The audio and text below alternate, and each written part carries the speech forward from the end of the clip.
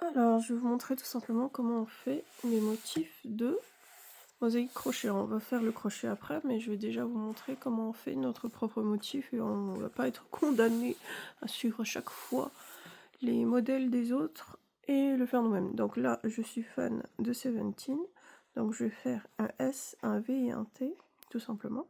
Et j'ai déjà fait commencer une écharpe, donc je vais vous montrer tout simplement avec l'écharpe que j'ai déjà fait.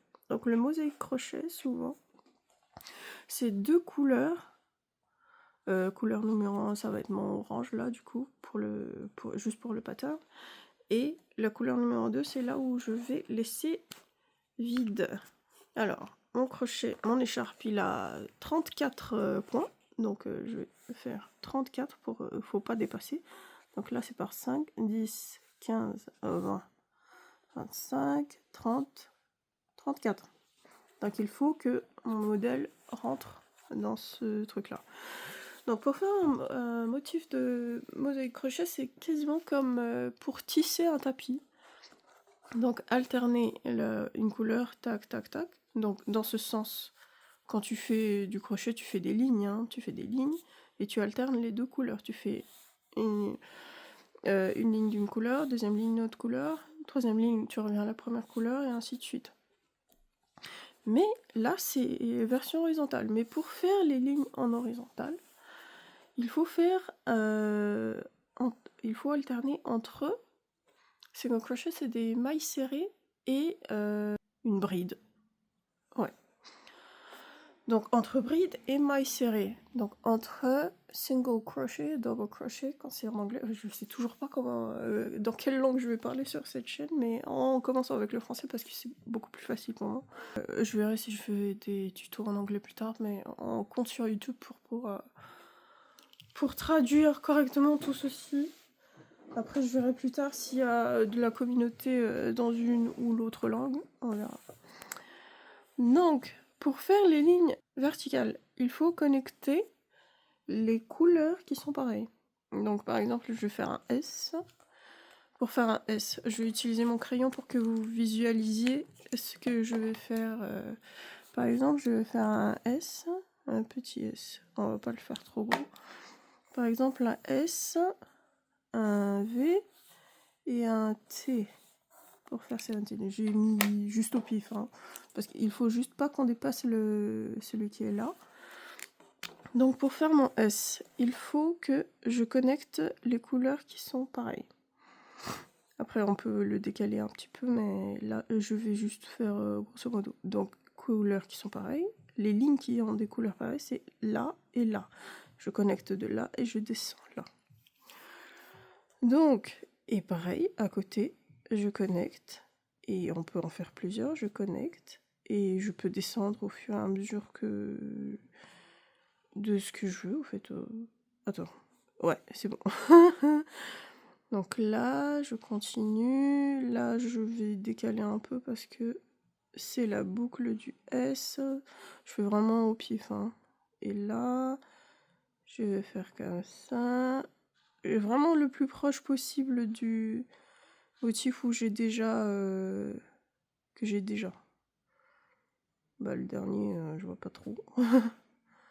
Voilà, au fait, ou un seul point comme ça marche aussi. Bien sûr que un seul point c'est connecté à lui-même du coup. Bref, vous voyez ce que je veux dire. Là, on va faire pareil. Au pire, est-ce qu'on peut, est-ce que c'est intéressant de faire comme ça, puis comme ça. Ça fait un S, hein, vite fait, sur un malentendu. Voilà, c'est un S. Voilà. Après le V, donc il faut toujours garder en tête les lignes qu'on peut connecter. Et là, est-ce que c'est complet? Ouais, non, comme ça va, hein.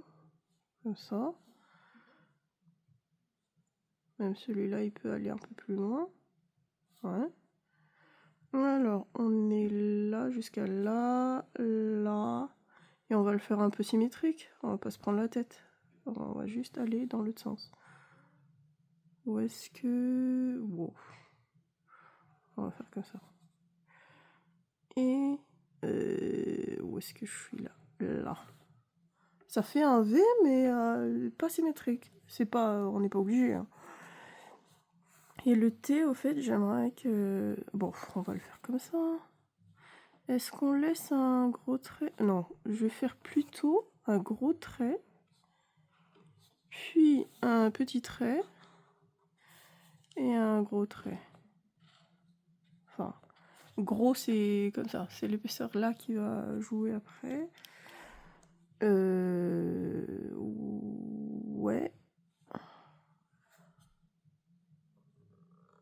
Oh, on va le laisser comme ça. Ou est-ce qu'on va le faire un peu plus proche? Tac, tac, et 2 comme ça. On va faire... je sais pas. On va faire comme ça. On se prend pas la tête. Et on fait la tige. Est-ce qu'on met ça? Ouais, voilà. Donc là, on a fait... Sorry. Donc là, je vais enlever... Après, ça peut déconcentrer, comme il n'y a pas vraiment besoin de l'enlever, mais juste pour que tu vois ce que ça donne après. Non, il veut pas s'enlever. Hein. Voilà. Donc là, c'est notre SVT de base. Après, comme on avait dit, c'est une ça s'alterne entre lignes d'une couleur et de l'autre. Bah, on va pas refaire la première ligne, on va commencer là. Donc là, c'est la toute première row de cette couleur. Ensuite, ça va être le blanc. Et ensuite, ça va être... là, il me manque. Touc. Et pour faire bien la différence entre les deux couleurs, je vais mettre un contour blanc à chaque lettre. Donc ça veut dire que tout ce qui est proche de la lettre, on va les crocheter en blanc. Alors notre limite, elle est là. Donc là, je vais laisser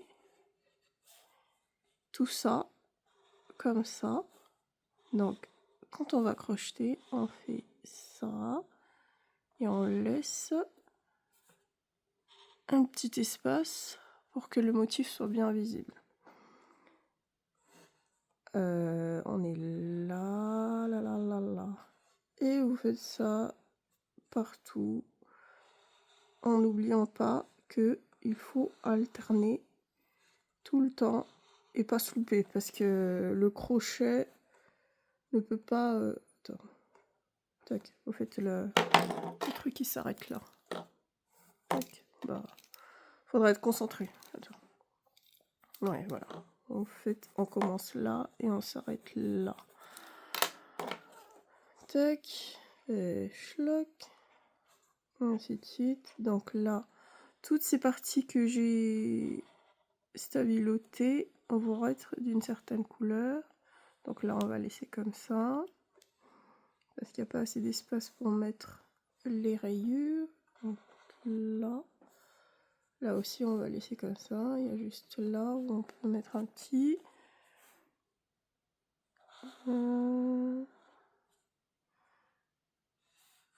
Ouais. Et bien sûr, on va s'arrêter là, juste au-dessus. La toute dernière, ça va être celle-là.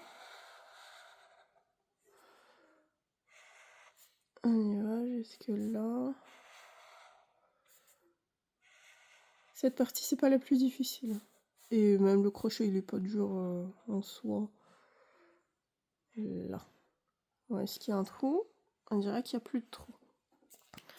Donc là, on a fini notre pattern de 17.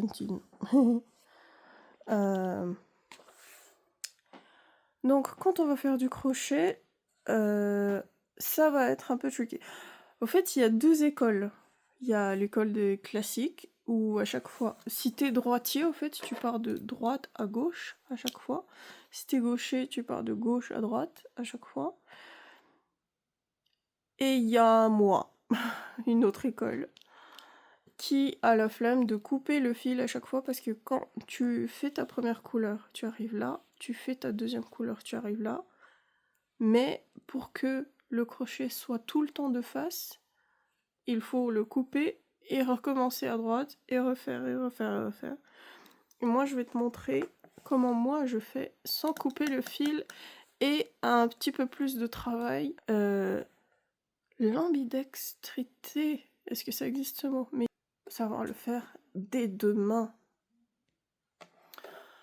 Alors, je vais laisser le pattern à portée de main, mais je vais te montrer grosso modo ce qu'on va faire. Donc là, j'ai mis ça en motif. J'ai fait plein d'autres...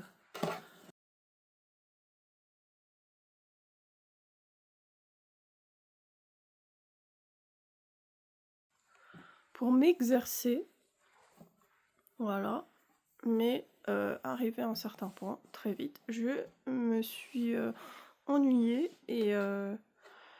enfin, pas tant que ça, mais je me suis dit, mais je peux faire mon propre pattern, du coup, ça, je l'ai fait moi-même. J'ai dessiné le pattern comme je l'ai fait là. Là aussi, le nom de mon chéri. Et là, je vais faire 17. Du coup, pour commencer, je vais continuer là. J'ai plus le grenat et le gris, du coup, ça va être d'autres couleurs. Hein. Désolée. Hein. Du coup, je vais mettre les dessins en jaune clair et le fond en kaki. Donc, premièrement, je vais faire la ligne jaune, une ligne jaune, une ligne kaki et une ligne jaune. Parce que, enfin, je t'explique au fur et à mesure. Alors, je suppose quand même que tu sais quand même un peu faire de crochet. Quand tu, enfin, pour faire ça. Non, pour le tout premier qui est nœud là. Tac, tu passes dans le trou et tu tires à côté. Voilà. Et on va le connecter au reste, donc au tout premier. Là. Après, je pense que je vais faire quand même quelques lignes pour différencier du motif précédent. Ou pas. Donc là, on commence avec une chaîne, maille en l'air. Et on va faire que des mailles serrées sur le back loop. Parce que tu vois, il y a le front loop et le back loop, je sais pas comment on dit ça en français. Mais tu fais le crochet que sur le tout petit qui est derrière. Donc on fait les mailles serrées. J'emprisonne la petite queue de mon yarn directement dedans parce que ça aussi c'est une technique tout simple qui te préserve de devoir le cacher plus tard. Tu le fais directement, tu l'emprisonnes dans tes mailles, comme ça. Ouais.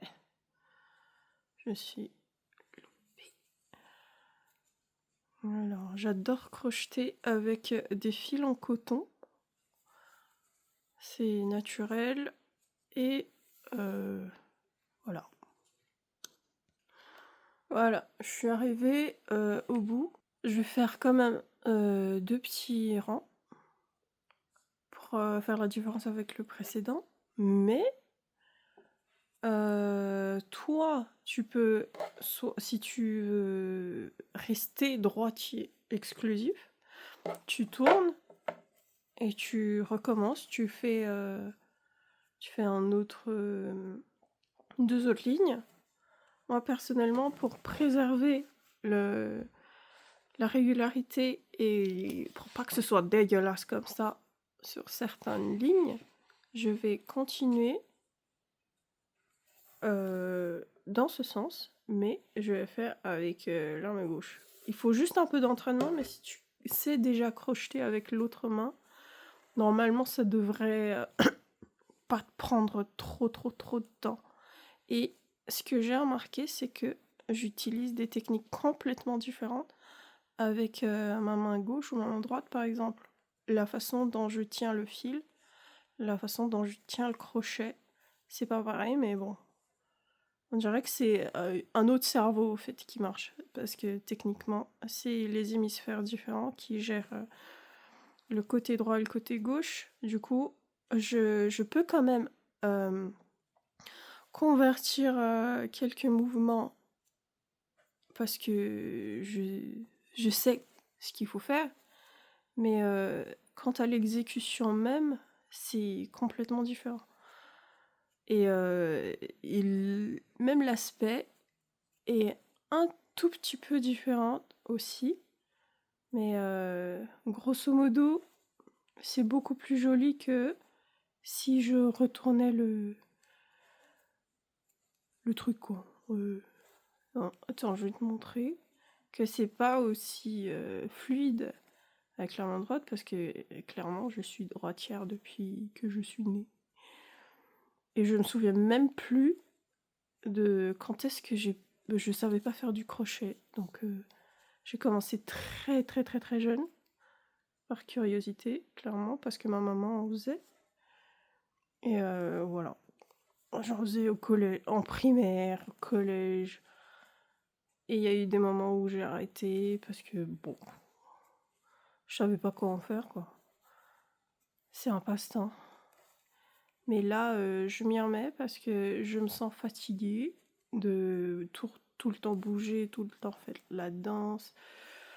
Et j'ai besoin d'une activité où je suis assise et où je ne fais qu'écouter des podcasts. J'adore les faits divers. Du coup, là, après, c'est à toi de trouver ta technique, de comment ce serait le plus facile.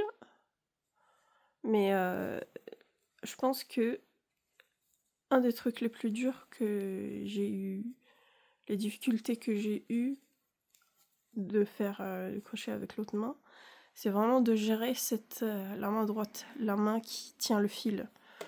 Donc là, regarde, c'est beaucoup mieux que de retourner au fait, finalement. Ça, c'est juste symétrique dans l'autre sens. Voilà. Et c'est très facile. Tu peux juste switcher sur l'autre main et tac.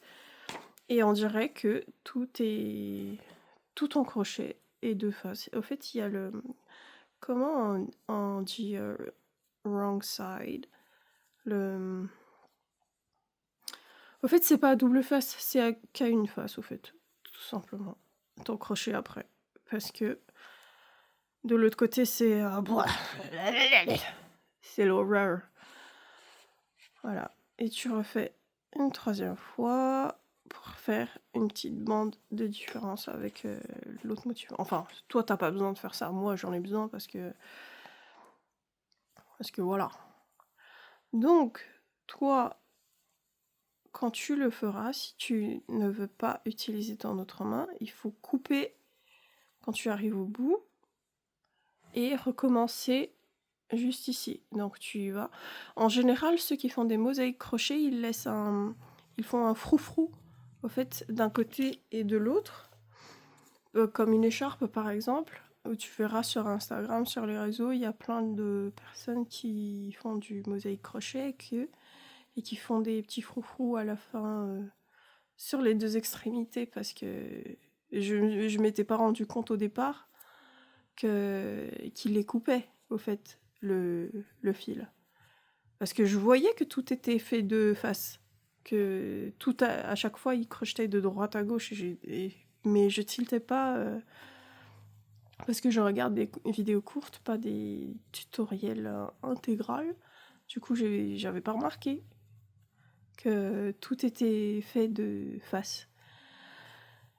Et c'est qu'après coup, en le faisant, que je me suis dit mais ça va être pratique le fait de crocheter des deux mains en fait pour moi. J'ai pas besoin de faire tout ça, tout ce froufrou là, tu vois.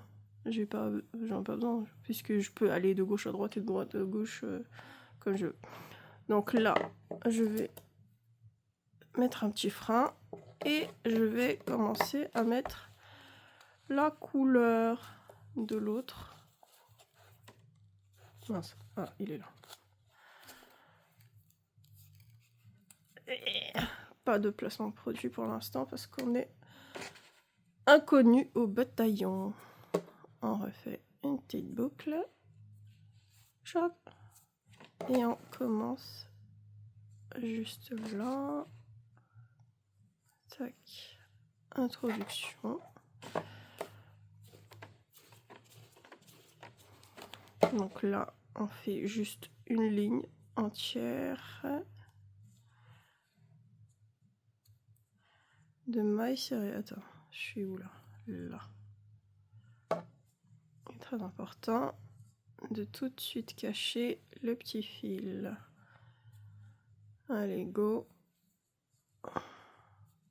On se retrouve de l'autre côté. Donc là, on est presque au bout. Pour le tout dernier, en fait, comme les deux couleurs doivent monter ensemble, je fais... Je mets la toute dernière boucle en même temps que la dernière maille serrée et tout le monde monte. Voilà. Comme j'ai fait sur les précédents, en fait, il y a sur les côtés, ils sont tous les deux ensemble.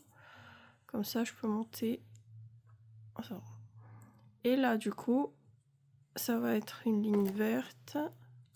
Et t'as la rêve. Bref. Ligne kaki, du coup, on laisse le jaune parce qu'il va passer au-dessus après. Là, du coup, quand on regarde notre pattern, on est où? Donc ça, la première ligne orange là, c'est la ligne jaune là. Après, il y a une ligne verte complète. Donc, on va juste aller de l'autre côté sans trop se prendre la tête. Ah! Ça se voit que je suis droitière quand même. Je suis beaucoup plus lente quand je fais de gauche à droite. Mais je pense qu'avec le temps, ça va être beaucoup plus fluide tout ça. Vous voyez comment c'est ma main droite quasiment qui tourne le fil autour du crochet. Il faut, hein, peu importe les moyens, j'ai envie de dire. Voilà. Du coup là, je suis arrivée de l'autre côté. Je vais prendre mon petit bloqueur marqueur et je vais le mettre là parce que là, ça va être autour du jaune. Donc, en regardant notre pattern, et à chaque fois, il faut regarder du côté où on commence. Hein. Donc là, on commence à droite. Donc là, on est là. On va aller à gauche. Ce que je remarque, c'est que il y a des petits intermittents là. Mais c'est de l'autre couleur. Donc, ça ne concerne pas la ligne jaune pour l'instant. Du coup, on le fait complète, juste comme ça. Une ligne jaune. Et c'est après que l'autre couleur va traverser notre ligne jaune pour faire les motifs qui sont au-dessus. Donc, en règle générale, c'est la ligne d'en dessous que tu regardes quand tu fais la ligne en question. Là, je vais faire la ligne jaune là. Donc, pour voir si ma ligne jaune va faire quelque chose de spécial, je regarde celle d'en dessous. Donc, je vois que la ligne verte n'a pas de jaune qui passe en travers. Elle est complète. Donc, ça veut dire que ma ligne jaune est juste une ligne jaune complète. Donc, allons-y. Je vais vous expliquer au fur et à mesure comment on regarde le pattern. Hein. Mais pour l'instant, je vais mettre une petite marque sur quelle ligne on fait. Donc, on fait cette ligne-là maintenant. Je vais mettre une petite flèche. Et pour faire cette ligne, je regarde en dessous, il n'y a rien. Je fais la ligne juste complète. Allez au bout comme de l'autre côté, on rameute tout le monde pour monter d'un étage. Donc là, il va y avoir de l'action. Donc là, on va faire du vert, donc je bloque le jaune. On va faire cette ligne. Donc, qu'est-ce qu'on remarque? On remarque que, tac, tac, tac, en regardant celle d'en dessous, on va tac, tac, tac, tac, tac, oh, il y a un vert là. Donc on compte 1, 2, 3, 4, 5, 6 avant qu'il y ait le vert. Donc on fait 6, du coup les 6 qui sont là au-dessus. 2, 3, 4, 5, 6. Je rappelle que tous les points sont faits sur les back loops, c'est-à-dire celui qui est derrière. Le fil qui est derrière sur la petite boucle derrière. Donc sur ce point-là, là où il y a un vert qui traverse la ligne jaune, on va traverser la ligne jaune, en effet, physiquement, pour attraper le front loop de la ligne verte qui est en dessous. Voilà. Et au fait, c'est qu'on fait une bride au lieu d'une maille serrée pour que il y ait celui-là qui passe à travers. Donc ensuite, donc celui-là, je peux mettre une petite croix là et là. C'est là, au fait, où je fais des brides. Quand il y en a une qui traverse comme ça. Et tu peux mettre une croix, au fait, sur toute là où tu dois faire des brides au lieu de mailles serrées. Et tu peux faire ça sur tout. Mais après, moi, j'en ai pas besoin parce que j'ai cette technique de, quand je fais cette ligne, je regarde celle d'en dessous pour voir où est-ce que je dois mettre mes brides. Donc là, j'en fais 2. Donc 1, 2. Là, 1, 2. Ensuite, je fais une bride. Là, je vais attraper la boucle qui est juste en dessous. Alors, faut pas se louper. Techniquement, cette boucle doit être juste en dessous. Si tu as un doute, tu comptes. Là, tu en avais fait 6. Avant de faire la bride, tu fais 1, 2, 3, 4, 5, 6. Et c'est la suivante que tu dois choper pour faire la bride. Et là, tu continues. Jusqu'à pendant un petit moment avant de rencontrer un autre obstacle. Donc 2, 4, 6, 8, 10, 12, 14. Avant de faire une autre bride. Donc là, 1, 2, 14. Et après, on fait une bride. On chope. Techniquement, il est tout droit en dessous. Mais quand on fait qu'avec la main droite, en général, ça a tendance à peut-être décaler un peu. Ensuite, on en fait 5 comme sur notre pattern. 5. Et on fait une bride.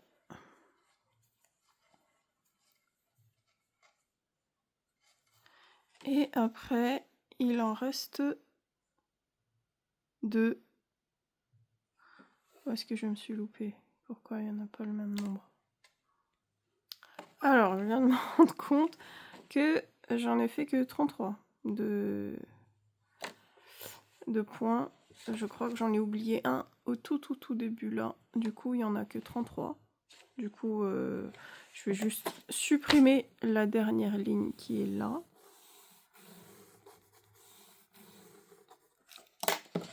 Et je vais recommencer. Donc là, au lieu de 6, j'en fais 5. Tac, tac. Mais vous, si vous n'êtes pas loupé, enfin, là c'est juste pour montrer au fait, parce que vous faites le motif que vous voulez, vous n'êtes pas forcément fan de 17 ou de SVT, Sciences de la vie et de la terre. Donc là 5. Et on en fait 2. Ah, il faut être patient quand on fait du crochet, hein, surtout quand tu te loupes quelque part, de tout défaire, et voilà.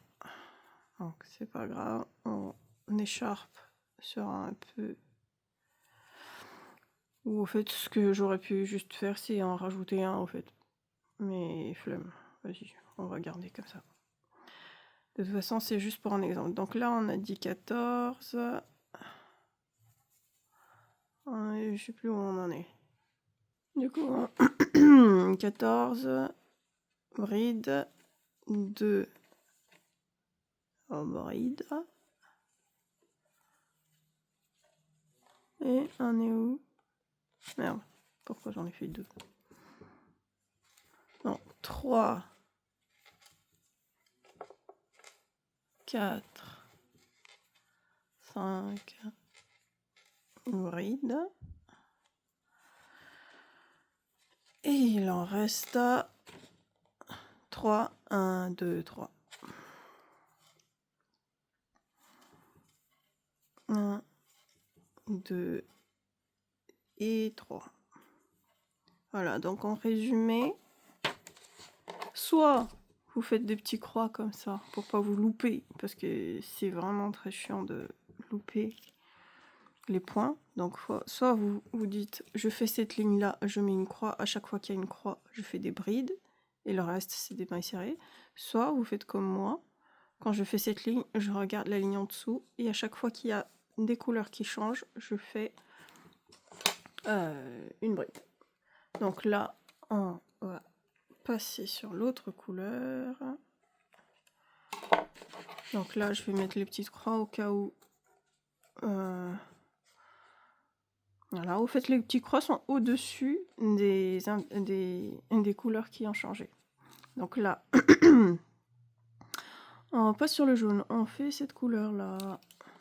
Ouais, on part de droite à gauche, là. Tac. Maille en l'air. Maille serrée dans le tout premier.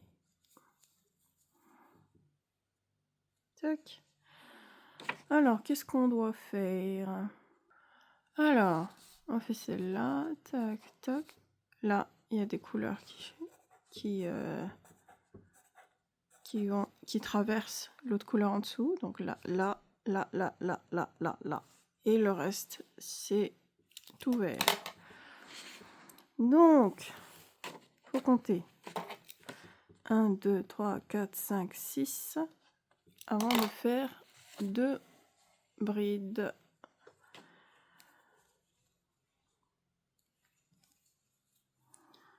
Un, 2, 3, 4, 5, 6. Et clairement, en fait, c'est les 2 points qui sont entre les 2 verres qui sont là. On fait une bride, on chope le front loop, le fil de devant, on va dire. Et tac, on fait les brides. Alors, vous avez compris, je pense, pourquoi on fait les back loops et les front loops, parce que quand on fait des brides, on les fait sur celui de devant. Donc il faut que toutes les fils de devant soient disponibles au cas où tu dois faire une bride.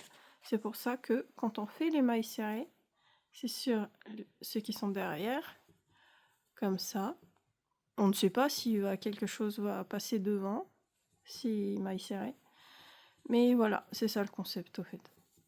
Voilà, en gros, modo. Donc, je vais pas vous montrer tout le truc, mais voilà. Juste comment rédiger le pattern et comment le suivre après. Donc là, où suis-je? Je suis là. 1, 2, 3, 4, 5, 6, 7, 8, 9, 10, 11, 12, 13, 14, 15, 16. Avant de faire une bride. Donc 16, 2, 4, 6, 7, 8. Alors, là, j'en ai fait 16, mais clairement, tu as des repères. Tu dis, je dois faire mes brides juste après le dernier verre qui s'est mis là. Donc là, on arrive bien sur le dernier. Et du coup, là, on va faire une bride. Et combien de brides? 5 brides. Donc clairement, les 5 qui se trouvaient entre les deux verres qui sont là. Donc, tac, 3, 4 et 5. 5. Et là, on repart en maille serrée jusqu'au dernier. Donc il en reste bien 4 juste après. 3 et 4. Et si tu fais comme moi, si tu coupes pas, tu fusionnes avec la dernière boucle. Tu fais tout passer dans la maille serrée et maille en l'air pour commencer le next row. Donc là, je bloque le jaune parce que on va y aller avec le vert. Donc, on est là. Je mets à chaque fois la flèche du côté où je commence. Donc là, j'ai mis les petites croix là où il fallait. Parce que là, quand tu regardes en dessous, il y a là, là, là et là qui sont verts. Du coup, j'ai mis une croix parce qu'il faut que je fasse des brides. Donc, je compte 1, 2 direct. Je fais 2 mailles serrées, puis une bride. Alors, n'hésite pas à mettre en commentaire si tu as des questions. Parce que j'explique comme moi je comprendrais, mais peut-être que chacun ne comprend pas de la même façon. On est tous différents. Donc, bride. C'est bizarre hein, de changer de main. Ensuite, j'en fais 1, 2, 3, 4, 5, 6, 7, 8. Avant de faire une autre bride. Donc, 1, 8.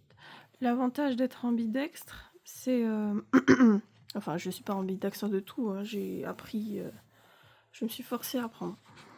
C'est que tu peux choisir de mettre les froufrous ou pas à la fin. Donc là, je vais clairement pas mettre de froufrous parce que j'en ai pas envie. Mais si jamais tu veux quand même des froufrous, tu peux en rajouter à la fin.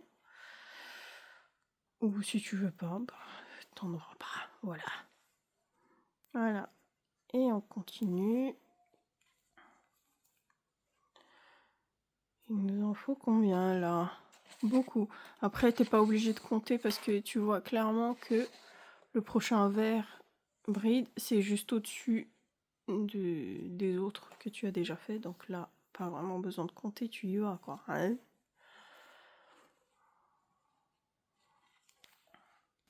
Du coup, là, on est arrivé juste au-dessus de la bride. On fait notre bride là. Puis, j'en ai chopé un petit peu trop. 2.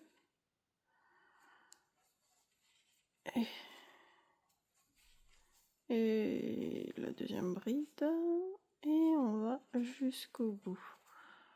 Tu vois que ça commence à prendre un petit peu forme. Mais à la fin, c'est vraiment agréable. C'est vraiment cool, en vrai. Je te montre quand c'est fini. Et voilà. N'hésite pas à poser des questions. Et surtout, si vous êtes sur les réseaux, montrez-moi, taguez-moi. Mes réseaux sociaux sont en barre de description. Et voilà, n'hésite pas à me contacter, hein. J'adore discuter crochet, j'adore créer. N'hésite pas. Follow me and subscribe. Et voilà le résultat. Donc sur ce, merci d'avoir suivi cette vidéo jusqu'à la fin. Je vous donne rendez-vous dans une semaine, vendredi prochain, pour un autre tuto. Je vais essayer d'être régulière et d'en sortir une fois par semaine. Et n'hésitez pas à me suivre sur mes réseaux sociaux, parce que là-bas je vais publier régulièrement, tous les jours si je le peux. Et pour donner des petites astuces ou pour vous montrer sur quoi je travaille à l'instant T. Voilà. N'hésitez pas à m'envoyer des messages, interagir, parce que j'adore parler crochet, je vis crochet, je dors crochet, je mange crochet.